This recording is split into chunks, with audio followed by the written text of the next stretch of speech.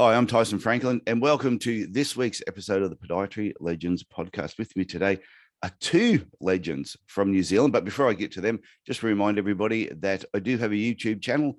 Go check it out, Tyson E. Franklin. If you like what you see, click subscribe. If you tick the little icon, the bell, it'll tell you whenever a video is uploaded. So on to my guests.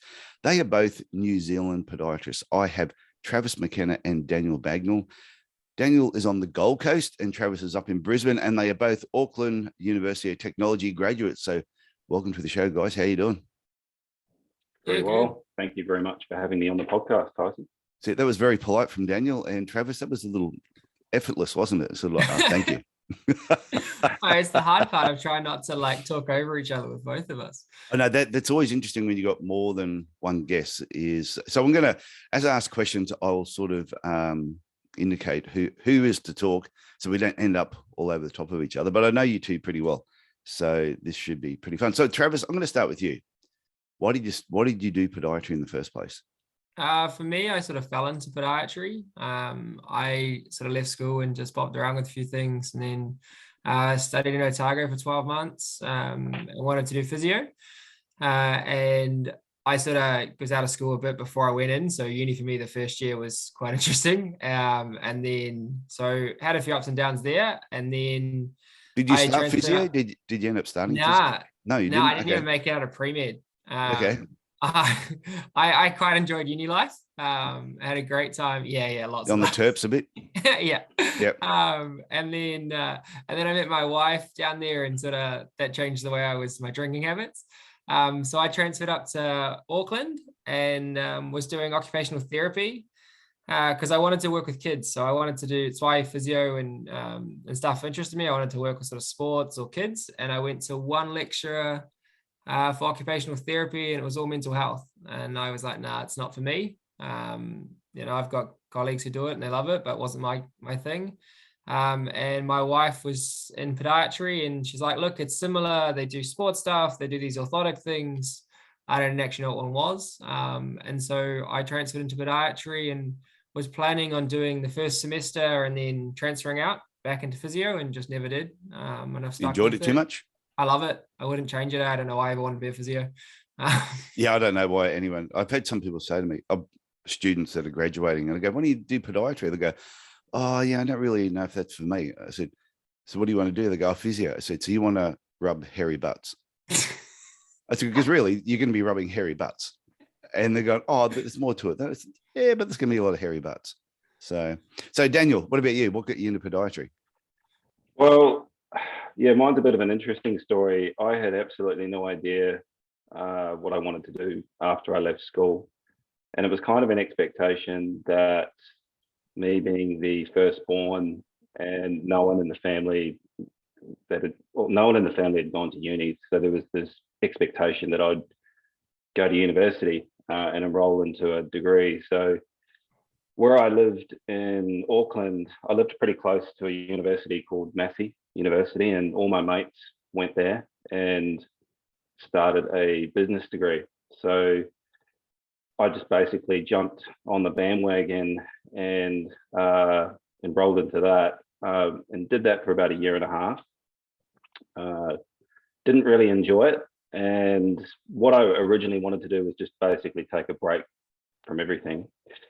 And so after that sort of experience, I was doing a lot of, I guess you could say, physical training, gym work.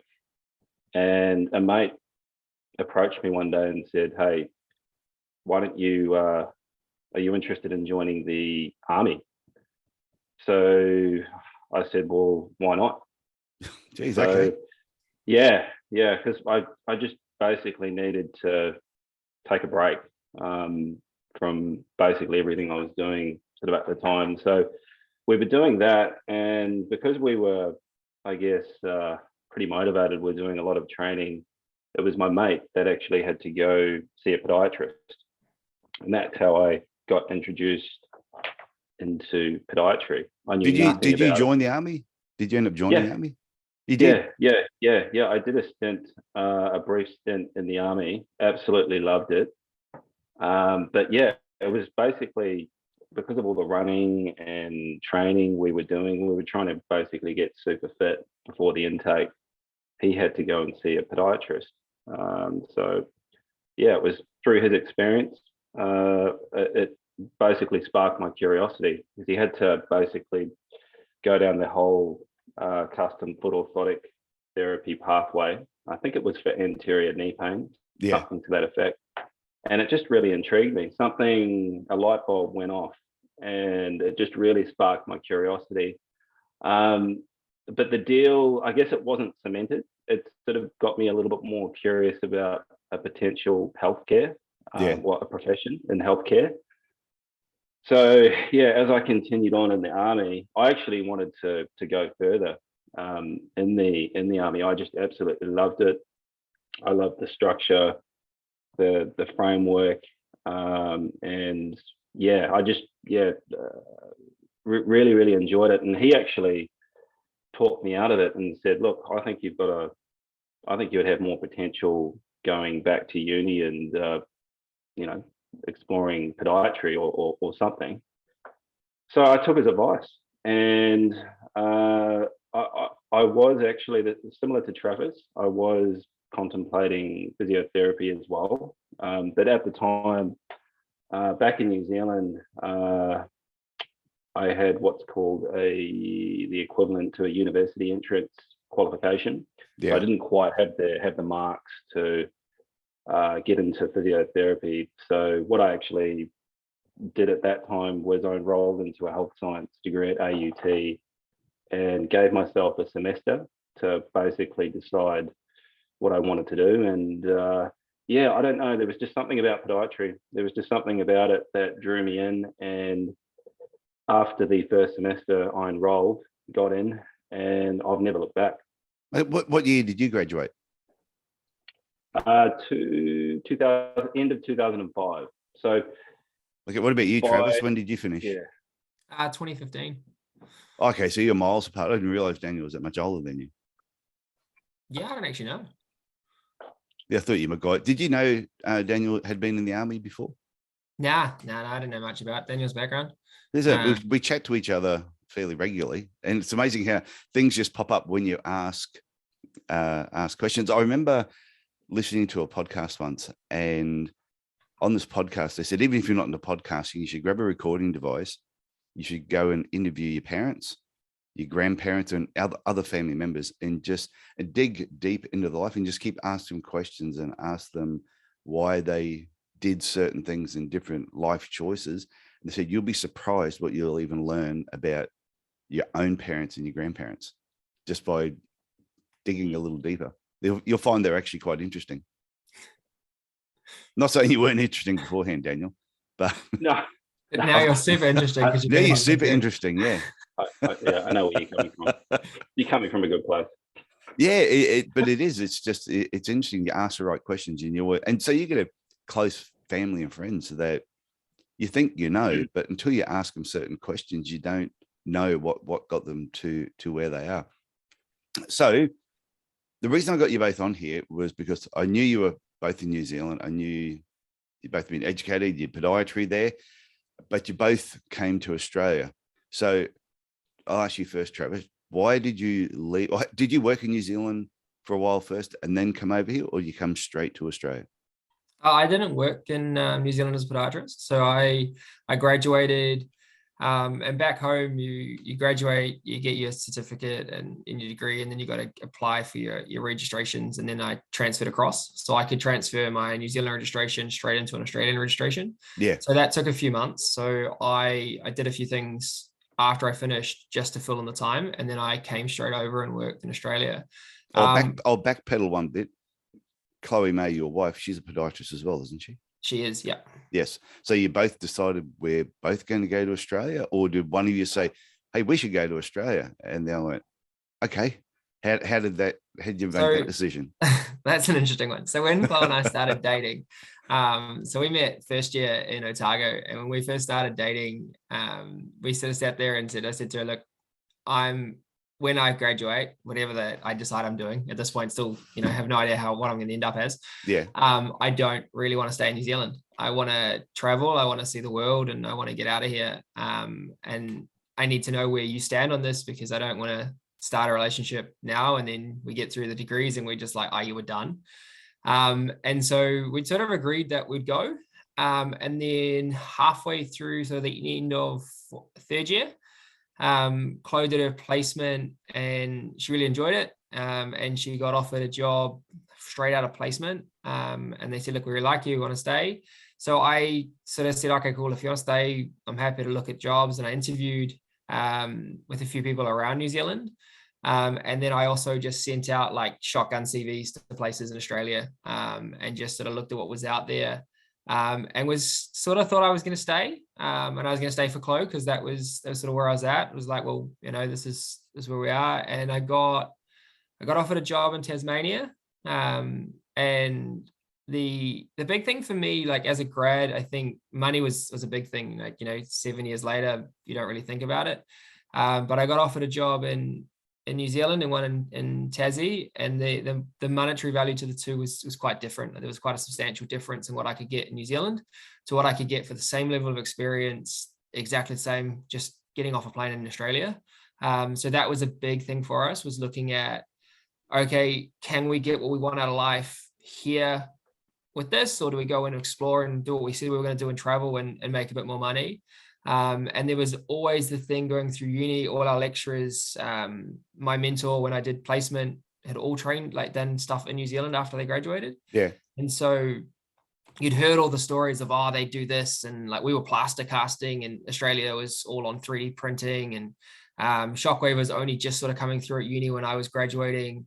But it was there, like you'd look at job adverts and there was Shockwave and there was this and something else. And so there was also that enticement of the grass is greener on the other side. And so it was and it's not that much a difference. Like I've been to New Zealand a couple of times, and you come to Australia, and I can understand, especially New Zealand to Tasmania, I reckon they feel the air feels the same. Yeah, it was pretty much the same. Tasmania was great. Yeah, I think it's a great place. Even though everyone in Australia gives them shit, it is a great place because we just like to joke around with them. I love Tassie. Good sense of humour. It was freezing cold. Like I come from Auckland. Auckland, Yeah, it's like New Zealand. Okay, I come from Auckland. It's warm. I got to Tassie and it was nice and warm. And then we got to the first winter, and I was like, "What have I done? Like I'm freezing cold." But it was brilliant. So no, it was an education thing, more to learn, more podiatrists, and then a money thing for me. But I don't regret it at all. Okay, I'm going to come back to that. So I'm just going to jump over to Daniel for a sec. So Daniel, you've graduated 10 years earlier, and what Travis just said then, like 2015 when he's graduated, he could see the difference between what was happening in New Zealand and what was happening in Australia. You go back 10 years before that, there probably wouldn't have been that big a difference in how we were practicing. No. And look, all it was for me at the time, I just wanted experience. And I guess my journey to Australia wasn't really, I guess you could say, pre-planned. So in the final, so I had actually had all intentions of staying in New Zealand. So during my final year, I got approached by a government organisation, and I think if I remember correctly, it was working more in a high risk setting. And because I'm part Māori, I think that's what basically inspired, I guess, the initiation of that potential position for me. So anyway, I actually went along for an interview with I think it was the head of faculty at the time, and that all went well. So I was under the impression that that's what I was going to do. So we were going to, me and my wife, well, it wasn't my wife at the time, but we were going to move out of our basement flat and begin our life. So basically I got towards the end of the degree, and it was getting pretty close to Christmas time, and I hadn't heard anything. And I started getting a bit nervous, and then one day I just received this email and said, sorry, but the funding for the job hasn't come through. Better luck next time. So I was pretty annoyed. You would be. at that time because I was pretty desperate to get out of. I was working in a textiles factory, and before that, I was working in a petrol station. So I was pretty motivated to get out into the workforce and get some experience. So there was a job floating around at uni to work over in Singapore. So I applied for that, and basically got the job.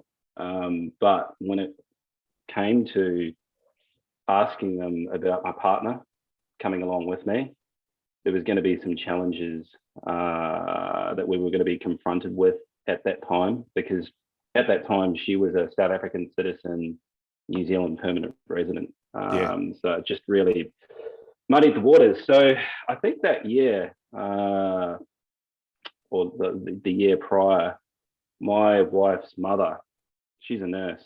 She had actually worked in the outback, or done a stint in Australia in the outback as a nurse.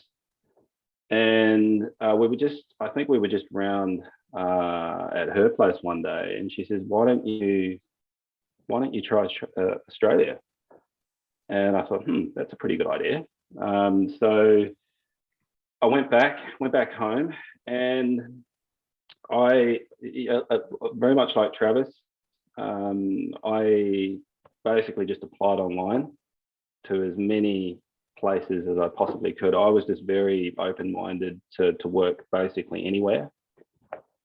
And it was, a relatively straightforward process back then. Well, my experience was anyway. So where'd you end up first? Port Stephens, a place called Salamander Bay. Okay. I worked, So we did an interview over the phone, and within one conversation over the phone, I think within a month, within 3 weeks, we packed everything up and moved to Australia. So I was just, like I said, I was just very open to landing my first job and getting some experience under my belt. Being sort of young and naive, money wasn't really necessarily a driver. It was just more getting out into the workforce and learning and absorbing as much as I could, essentially. So that's my, I guess, stepping stone or journey from New Zealand to Australia. And look, upon reflection, I have absolutely no regrets. I guess as you sort of become older and wiser, you start to see things sort of differently and see things for what they are. And I'm extremely grateful for the decision I made and the decision to stay. And so did you ever think at any stage when you came over, both of you, that you would go back to New Zealand, that Australia was just a temporary sort of, it was like a bit of a fling, and you were going to go back to your homeland? Because I was in New Zealand like years ago, and I remember there were so many New Zealanders at the time coming over to Australia. Someone had put a sign up at the airport. It said, well, the last one out, please turn off the lights. Well, I was very homesick the first year. And we went through a bit of adversity. Well, my wife went through a lot of adversity in our first 12 months in Australia, because she couldn't work. She couldn't do anything because of the visa situation.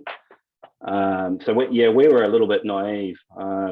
We just thought everything was going to be smooth sailing coming to Australia. But we learned the hard way there. So she had to wait 12 months before she could actually do anything. And basically where we were living at the time was very, very, very quite isolated, very different to growing up, because I'm a city boy.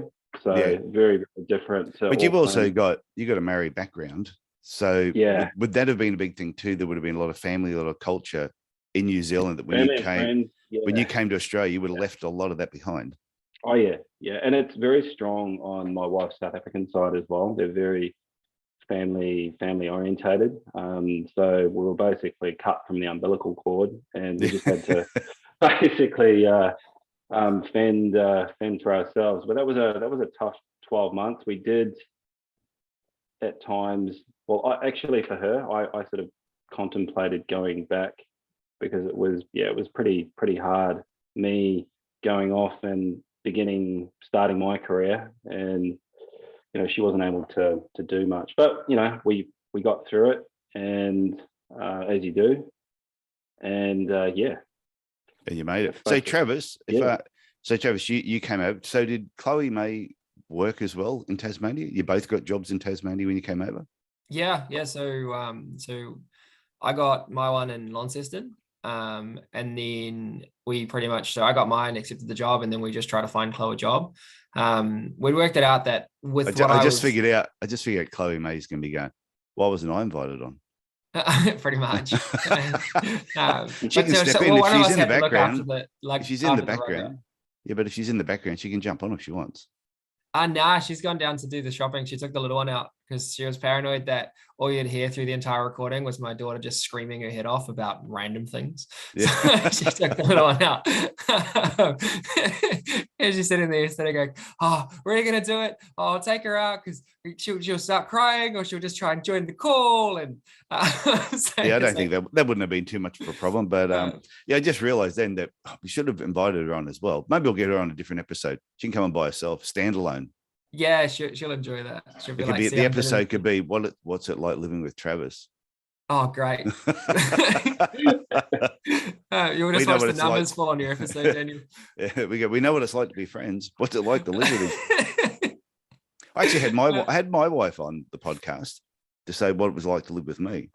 Yeah, I listened to the one when you did with your wife. Yeah, and that was it was actually a lot of fun. That's why when I said before about interviewing family members, when I actually interviewed my wife about us working together in our career, working together as podiatrists, not that my wife's a podiatrist, but working with me, it was, some of the things she said surprised me that were positive, and other things she said I was sort of expecting a bit of a lashing.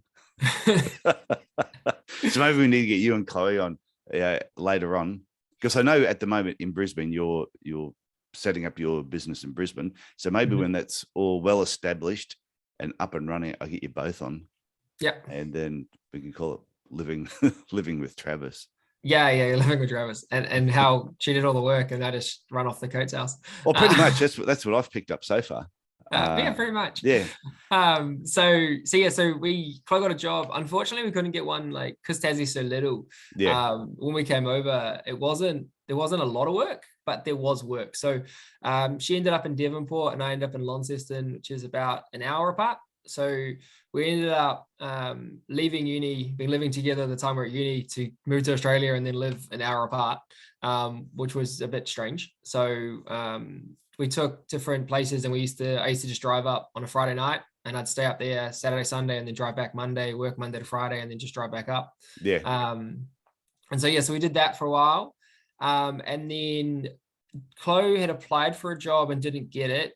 And then I think it was 6 months in, they emailed her and said, hey, we've actually had someone leave. We really liked your application. Would you like to come down and interview?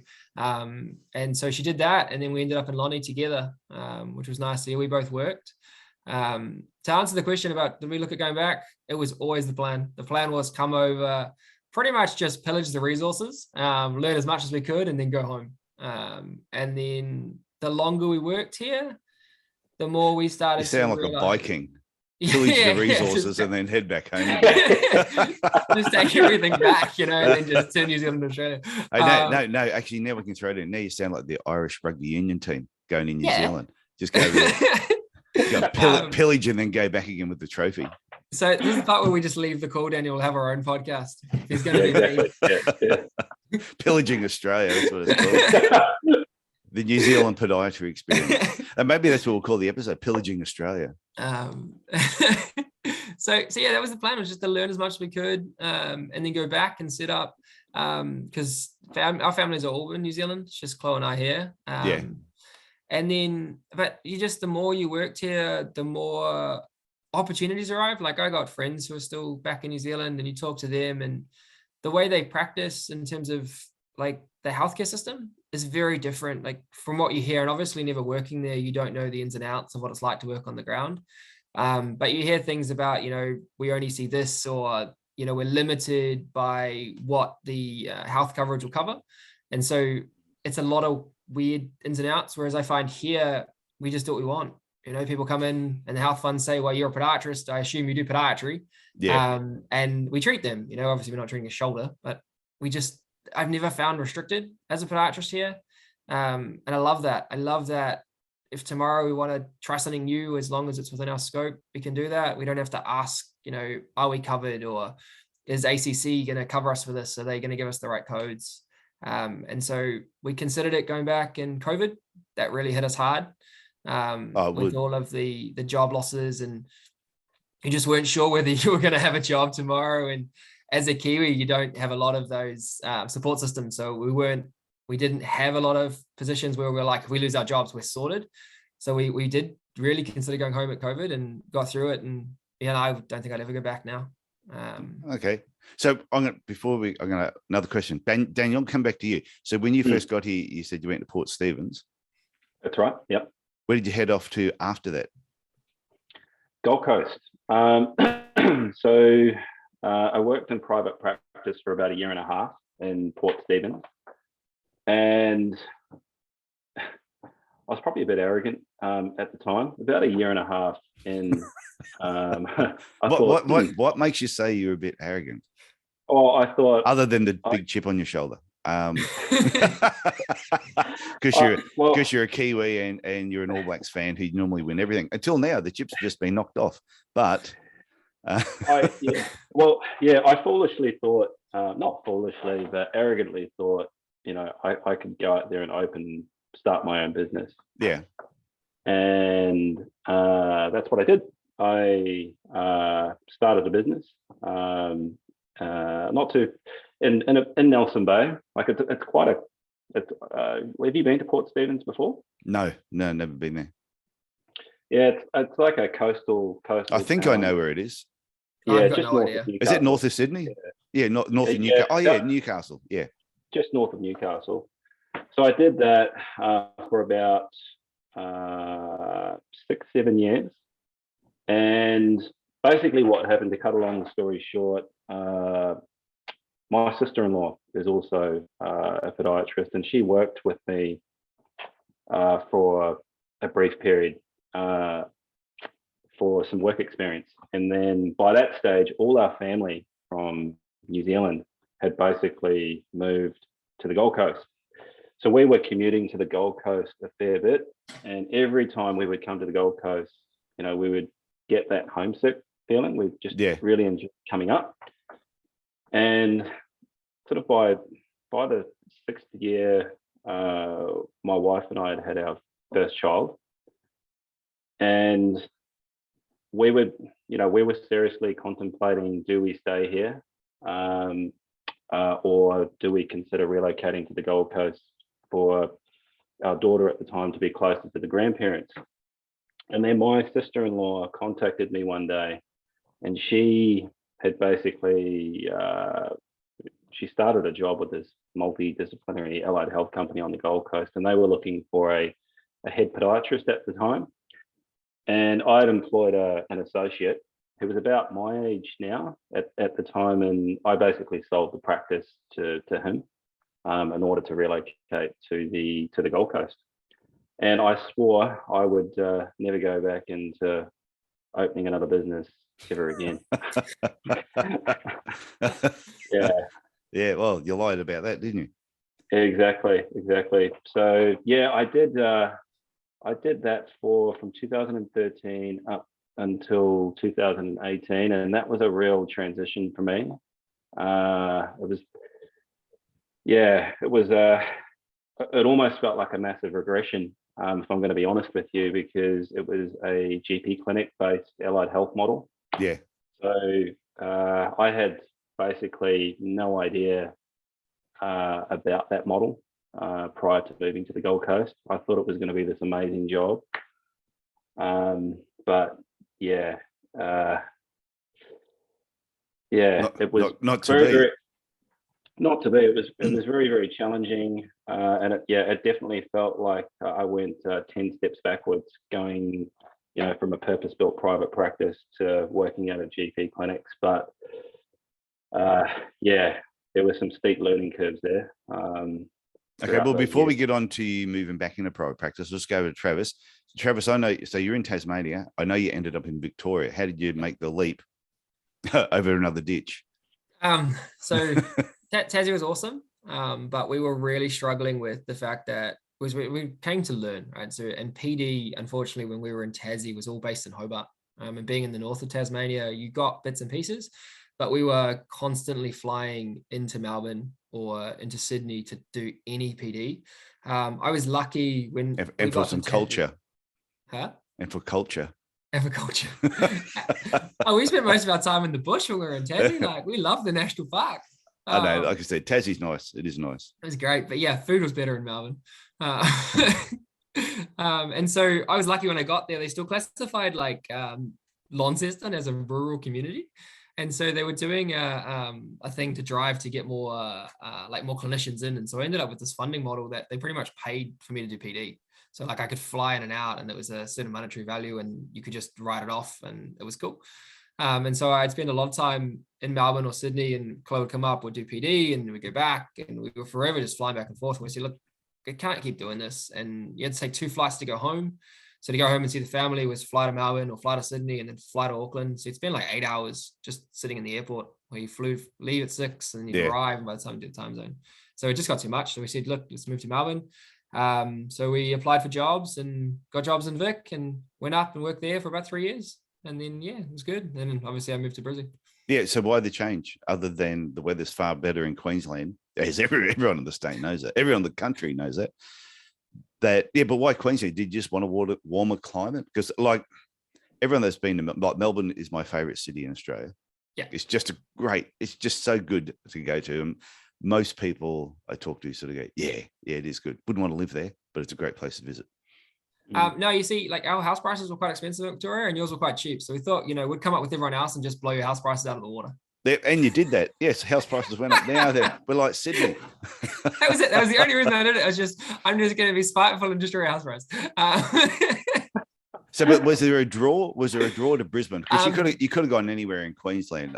Like I've been in Cairns 30 years this month. I only came up for a drive.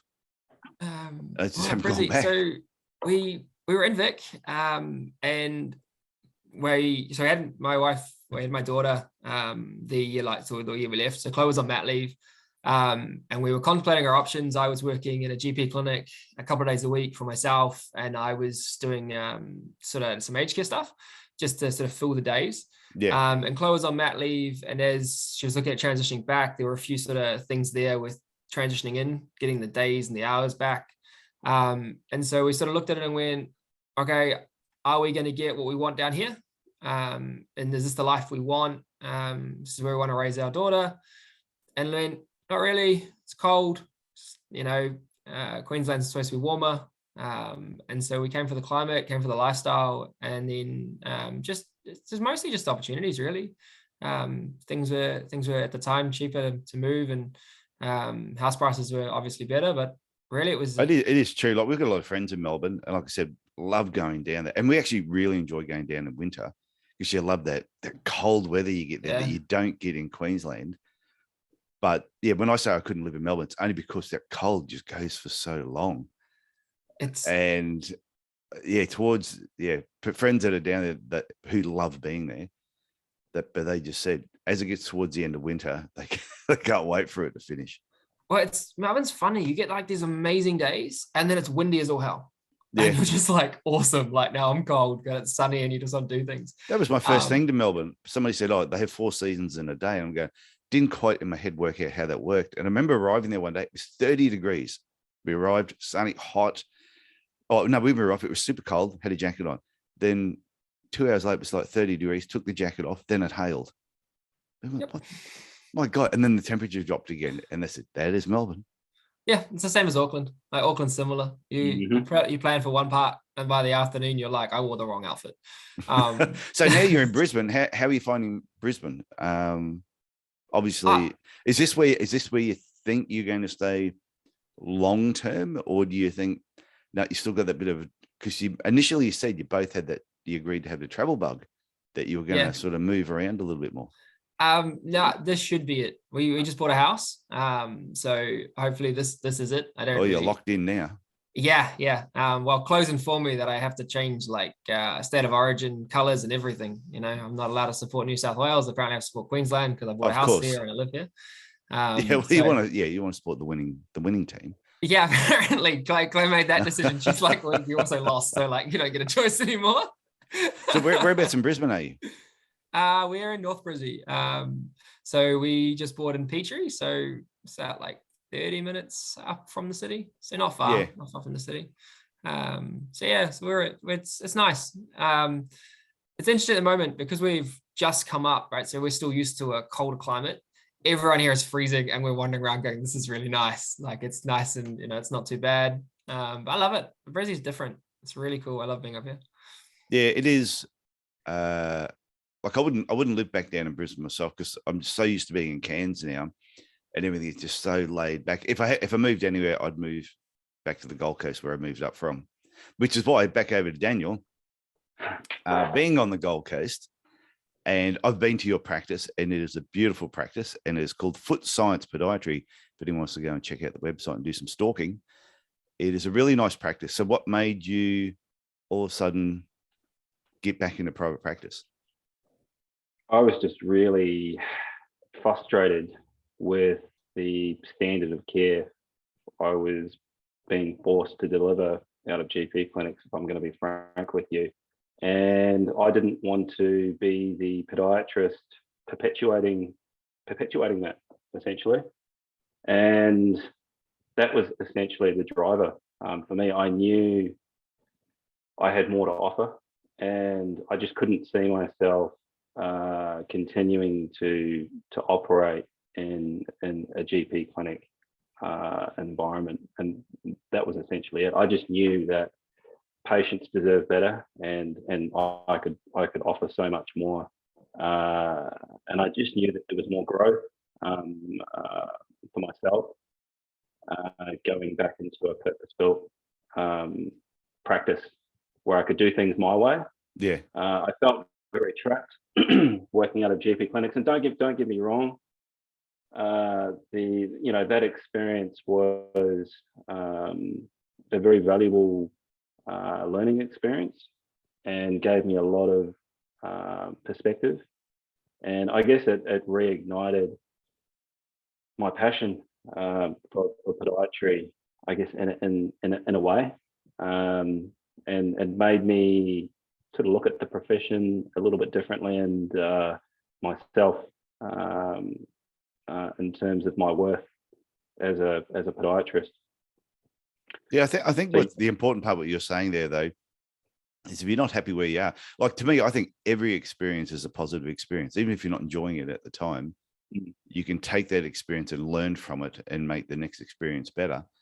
But I think at a certain point, if you know you need more, you can stay where you are and become bitter and twisted, which some podiatrists do, and probably not just podiatrists, people in general, or you can decide to make that change, which is what you did. Yeah, so like what you said in terms of turning a negative into a positive, what I did do sort of during that period, I thought, well, while I'm in this phase, what could I learn? So during that sort of period, I guess, of rediscovery, I learned how to manufacture and design custom foot orthotics. So I set up a laboratory at home in the garage, and what I originally did is I sort of pitched my bosses and said, look, would you be okay if I basically invested in this equipment, and I would make all the orthotics for the business in-house? And they agreed to it. And basically, yeah, that's what I was tinkering around with while I guess it just motivated me while I was sort of just in that space until I was ready to sort of transition back out into private practice. So there was growth in other areas. But yeah, I'm grateful for going through it, but I'm also very happy and content with the decision I've made in regards to where I'm at now. Okay, and we are now in Helensvale. Your great position opposite Guzman and Gomez. Yeah, Which, of course. When I saw you practice, I went, Yeah. you got Guzman straight across from me. That is just absolutely fantastic. So with your practice itself, so how many years have you had it there now? I opened just before COVID. So I got the keys. Perfect timing. December 2019. And yes, I've been going for a bit over 2 years now. So originally, when I first started, I was still operating out of GP clinics, and obviously I've just had to work through, and now I'm basically full-time capacity. So I don't do any more GP clinics. Yeah. I'm 100% full-time at the practice now, which is awesome. That's great. And it is a really, really good practice. Are you looking to employ anyone soon, or? I am, yeah. So I'm just at the moment, I'm going to be filming next week to put an ad together. Okay. Unless anyone's listening to this at the moment and you're a New Zealand podiatrist and you're thinking of coming over to Australia, then hit Daniel up, or anybody in Australia. I know if I was a grad looking at it, I know some of the gear you've got down there, I would be keen as to come work for you. Like, yeah, I know some of the toys you got in your clinic, they are cool. Yeah. Your practice is not only do you have the toys there, which makes the job interesting, but the way your clinic is actually set up, the location of where it is, it's a great practice. So there we go. This is like a job advert for Foot Science Podiatry. Go and check it out online. It is a great destination location. The Gold Coast is great. From a practice standpoint, but also from a living standpoint as well. Great for families, great for all ages. Yeah, it's enough of a plug for your business. That's the only reason you came on, didn't you? Yeah, exactly. Just I'll just get through, answer those questions, and I'm just going to plug hard my job ad. And Absolutely. Yeah. No, so if anyone wants to reach out to you, Daniel, what's the best way of getting in contact with you? May as well keep going. Yeah, sure. You can reach me via email, daniel@footscience.com.au, or through my website, footscience.com.au, Facebook or Instagram. No, that's good. Okay, so we'll move back over to Travis. Travis, you also have on Instagram, you've got a page there called Two Barefoot Podiatrists. But you're not bare feet. I do. I went and had a look at it this morning before jumping on here, and I was expecting, I'm going to just see a lot of bare feet. And no, you were doing shoe reviews. I saw you did the review on the laces. Yeah, on Canopy. Yeah. So I got hold of them. I did the webinar with you, with Canopy and learned heaps. And then, so I've been running with them and my runners. That was a fun one to do. I quite enjoyed that.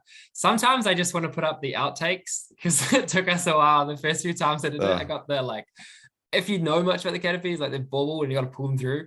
And I'd go, yeah, cool. And I'd it's really easy. And then I'd bumble my way through this, and it gets stuck. And the typical, Murphy's Law, it's easy as, and then you just botch it 4 times. That's no different. When I shoot my little videos that I'll put on YouTube, if I put my outtakes of the amount of times I stuff up, because I just love doing everything in one take. I don't like editing. So I just like to do like a 2, 3, 4 minute video and just go for it. And some of the mistakes, I could probably have a 20-minute outtake of my 4-minute video. Yeah, the outtakes are the best. And because my wife is very my wife runs our page. She does all of the artsy stuff. She makes it all look nice and pretty. I just have not got the arty bug at all, but I like playing with it all, and I like pulling things apart and doing a lot of the information stuff behind it. And so Chloe will have a whole plan, and she'll be like, we're gonna do this and this and everything else. And I'm like, I just literally get in there and then I just run it once and that's it. And so what was your purpose? What was your purpose for setting it up? Did you want to build the following in a particular area? What was the meaning behind the page? So there wasn't a lot of we're going to do this and it's going to make us all this stuff and we're going to do all these things and, piggyback off it. We were a couple of frustrated podiatrists who we were working in Vic at the time.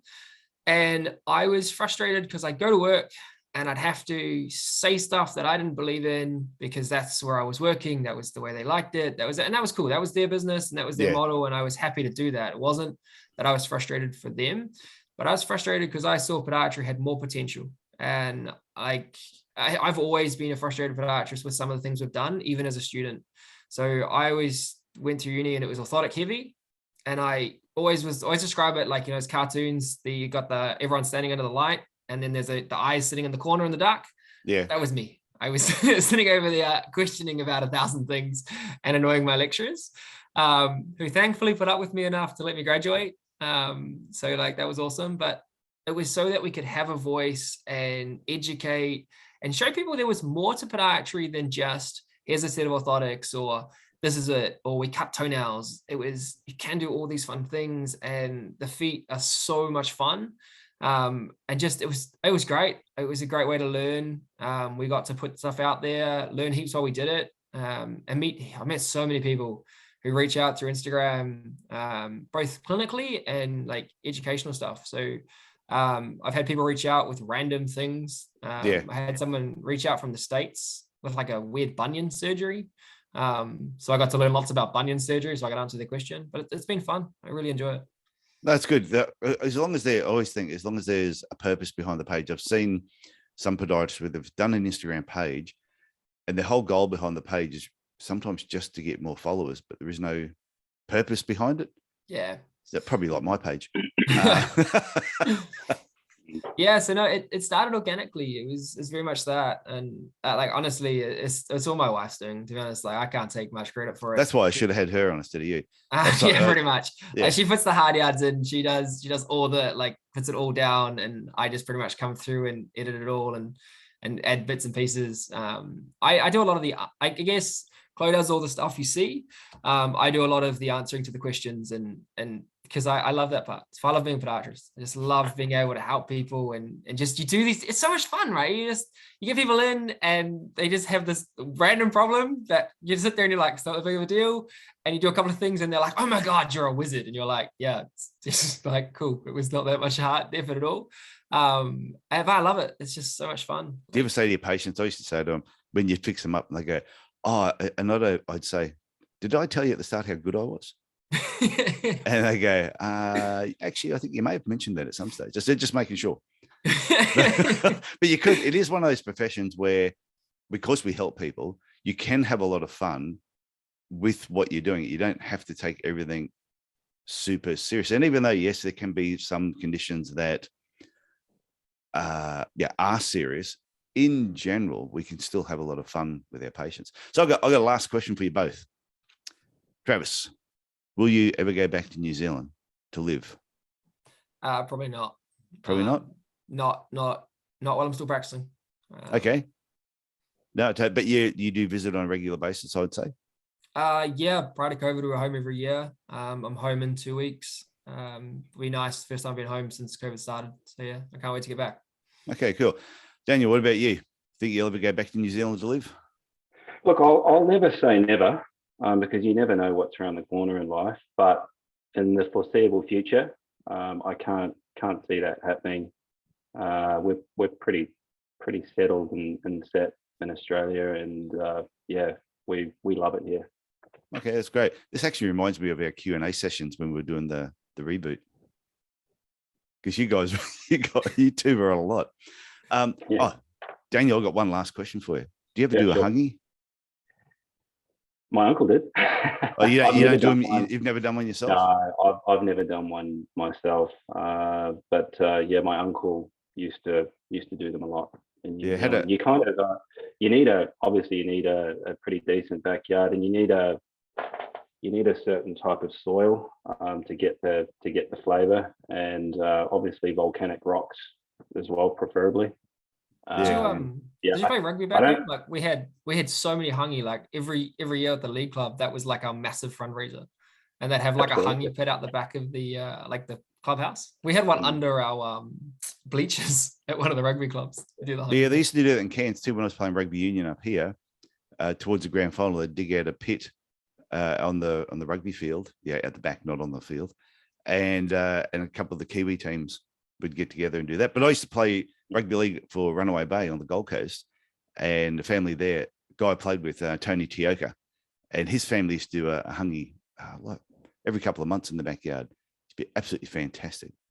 Did they do it in a keg or did they do it in the ground? Did it in the ground. Yeah, nice. Yeah, just dug a big hole in the backyard and had it all prepped, and a lot of leaves and stuff went in. I'm not sure what was in there. All I know is they pulled this thing out and it was fantastic. See, I guess for me, like when it came to hungy, all I wanted was the fry bread. That's the one thing I miss. Like fry bread was awesome. What was it? It's fry bread? I don't even know what it's like. Can you spell that for me? Because it was your accent coming through then. Just fry, like, like frying pan. Oh, you said fire. You did say fire. Yeah, and then bread. Fire bread. Okay. I don't know. Daniel, how would you explain fry bread? It is what it is. It's sort of got a similar consistency to like a donut type, but tastes better. Yeah. I don't know. It's hard to explain. Is it cooked in the palm leaves? In the fire? Like on the coals? No, you cook it. I think you flash fry it essentially in oil. It's like dough, essentially. Okay, so it's not cooked in the ground. You're cooking this above ground. Yeah. But it always comes to your hungy. You always get your hungy and you get your fry bread. Oh, okay. See, I didn't know that. See, I was talking about what was in the ground. So I'm picturing you throwing a donut in the ground and you're excited about it. I've had good fry bread. You know why we're excited. The cultural difference between New Zealand and Australia. So Travis and Daniel, I want to thank you for coming on, sharing your experience of moving from New Zealand. And like I said, it's not that we're encouraging every New Zealander to come to Australia, but if the opportunity arises, why not come over? It seems to be you guys enjoyed yourselves. So thank you very much for coming on the podcast. Yeah, no, thank you for having me. I really appreciate it. Thank you. It's great to come on. And I'll talk to you again soon. That's okay. I'll talk to you soon. All right. Take care. Okay. Bye. Bye.